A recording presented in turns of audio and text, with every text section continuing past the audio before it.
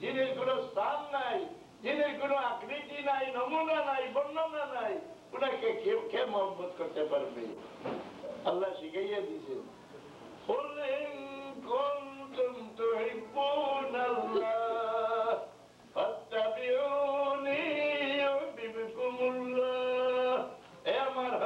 আমার বন্দাদের বলে দেন, যদি তারা আমাকে মহব্বত করতে চায়, তারা আমাকে মহব্বত করা সম্ভব হবে না। আপনার পিছনে আসুক, তারা আমাকে মহব্বত করতে করার দরকার হবে না, আমি তাদের মহব্বত করে নিব। আমার হবিবের পিছনে আসবে, আমি তাদের মহব্বত করে নিব। রাসূলুল্লাহর পিছনে না গিয়ে তো আল্লাহর মহব্বতে ঢুকার কোনো পন্থা নাই। আল্লাহ ধরো, রাসূলুল্লাহকে চালো, তৌহিদি জনতা বলো, আমাকে যদি বিশ্বাস করো, যারা আমাকে মহব্বত করো, আমি আমার দায়িত্ব পালন করে যাইতে আছি। হ্যাঁ, মিলাদ শরীফ করেন, মিলাদ আল্লাহর জগৎ তো মিলাদ শরীফ, মিলাদ শরীফের মহফিল কিভাবে? আল্লাহ সৃষ্টি আল্লাহ তিনির হবিবের জন্য তৈয়ার করছেন কিনা? আল্লাহ সৃষ্টি আমি একটা দৃষ্টান্ত দিয়ে বুঝাই। এক বাড়ির বিবাহ, কন্যার বাড়ি, এখানে প্যান্ডাল তৈয়ার করা হয়েছে, বিছানা বিছান হয়েছে, লাইট সাজান হয়েছে, লোক আসিয়া খাওয়া দাওয়া করতে আছে, দেখতে আছে, কিন্তু যদি সংবাদ আসে যে বর আসবে না, দুলামি আসবে না, এটার তৈয়ারের উদ্দেশ্য আর থাকলো? এই প্যান্ডাল থাকবে, বিছানা থাকবে, খাওয়া দাওয়ার এই আমোদ থাকবে না, সব ছত্রভঙ্গ হয়ে যাবে।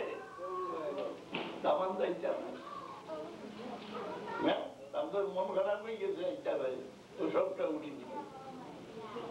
পরবর্তীকালে আলমের রাজত্বর দুলা রহমতুল লিল আলামিন মুহাম্মদুর রাসূলুল্লাহ সাল্লাল্লাহু আলাইহি সাল্লাম, উনার আগমনের কারণে আল্লাহ আসমান দিয়ে সব দিছে, জমিন দিয়ে বিছানা বিছাইছে, এই জমিনে বাগান সাজাইছে, এই জমিনের আলোর জন্য আল্লাহ চাঁদ সূর্য তারাদের প্রস্তুত করছে আল্লাহর হবিবের আগমনের জন্য এই সৃষ্টিটা। তবে যার অন্তরে বেহারাম সে বলবে লাউলা কালামা খালাকতুল আফলাক ওয়াজিসতা জয়ী। আমরা অধিক বেশি বুঝি না, আমার আবু হানিফা সাহেব বেশি বুঝবে। আবু হানিফা সাহেবের নাম শুনলে আজকালকে যে হলরি মারি বাচ্চা, এরা বলবো মজব আর কি, তোর এখন যে মজব বুঝতে ইজমায়ে উম্মত দুনিয়ার সব মুসলমান একত্রিত মতে ফয়সালা যে চার মজবে রাসূলুল্লাহ যত হাদিস ছিল সব ভাগ বাটুরা করে আমলে ডুবাইয়া দিয়েছেন।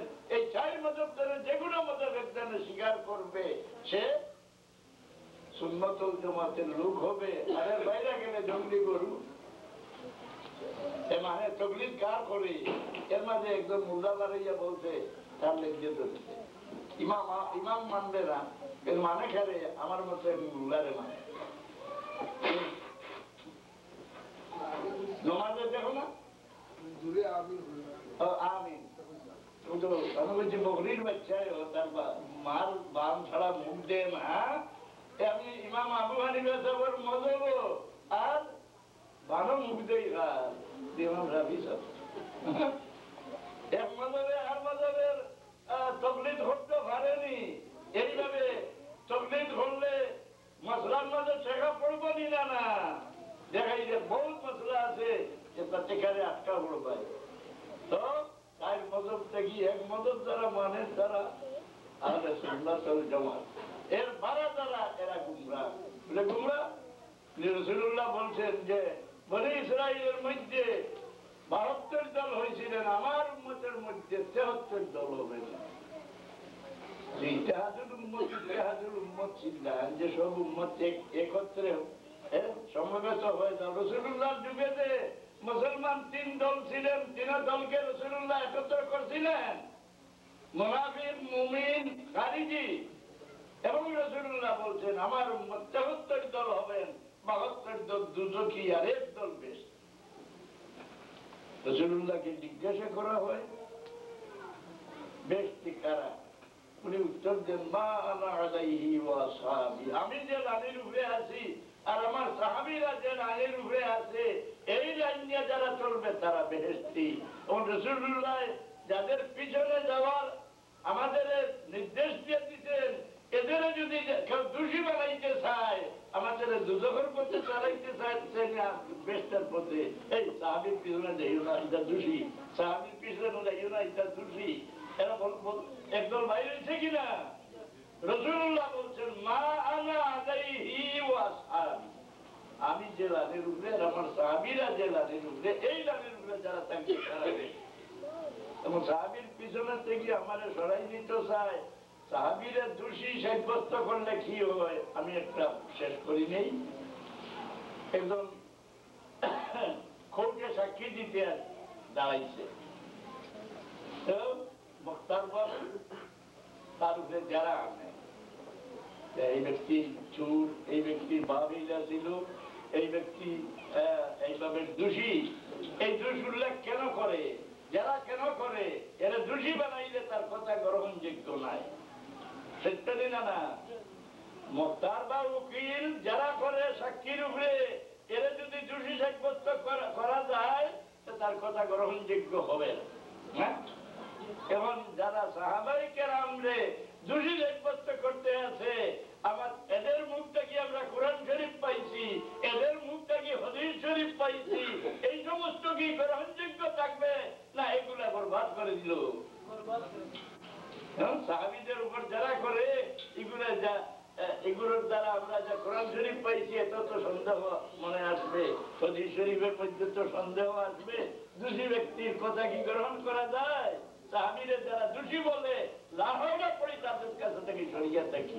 ওমা আলাইনা ইল্লাল বালাগ, দুরূদ শরীফ সাল্লাল্লাহু আলাইহি সাইয়্যিদিনা ওয়া মাওলানা মুহাম্মদ আলিহি ওয়া সাহবিহি ওয়াসাল্লাম, সাল্লাল্লাহু আলা সাইয়্যিদিনা ওয়া মাওলানা মুহাম্মদ।